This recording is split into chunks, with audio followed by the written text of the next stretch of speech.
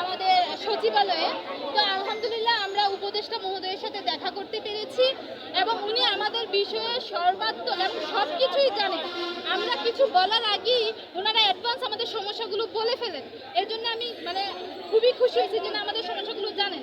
এখন তাদেরকে যখন প্রশ্ন করা হয়েছিল যে এত সমস্যা জানার পরেও আমাদের সমাধান কেন আসছে না, আমরা মহিলা শিক্ষকরা দূর দূরান্তে এত কষ্ট করতেছি বা একটা প্রতিষ্ঠানে বিভিন্ন হয়রানির শিকার হচ্ছে শিক্ষকরা, তখন বলল যে আগে যে সিস্টেমগুলো হয়েছে সেই সিস্টেমগুলোই সিস্টেম মতো হয়নি, সেই জন্য আজকে এই ভোগান্তি।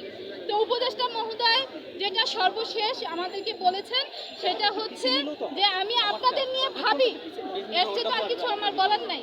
বলছে আপনাদের নিয়ে আমি কালকে সারা রাতও ভেবেছি। ঠিক আছে, আমাদের উপদেষ্টা মহোদয় এই কথা আমাকে বলেছেন। তো আমি বললাম স্যার ভাবলে তো হবে না, আমাদের তো এখন দেয়ালে পিঠ থেকে গেছে। পরে বলছে স্যার এইটাও বলছে আপনারা আন্দোলন করেন, আপনারা আমার কাছে আসছেন করেন। বলছে স্যার আমরা তো শিক্ষক, আন্দোলন করতে চাই না। আমরা যে দূর দূরান্ত থেকে আসি তাও তো আমাদের কত টাকা খরচ হয়, সেটা আমাদের সংসারে ঘানি টানতে গিয়ে আবার টান পড়ে, তাহলে আমরা তো আসতে চাই না, কিন্তু আমাদের দেয়ালে পিঠ থেকে গেছে। তখন উনি সর্বশেষ যেটা বললো যে আমি আপনাদের নিয়ে একটা যৌক্তিক সিদ্ধান্তে আসার চেষ্টা করছি। তখন আমি প্রশ্ন করলাম স্যার যৌক্তিক সিদ্ধান্তটা আসলে কীরকম, আমরা পারস্পরিক বদলি চাই না, এখানে 1% শিক্ষকও বদলি হতে পারবে না। তখন স্যার যেটা বললো যে হ্যাঁ 0 পদে আমরা একটা যৌক্তিক সিদ্ধান্তে আসার চেষ্টা করতেছি। এইটুকুই হচ্ছে স্যারের আজকের ভাষণ।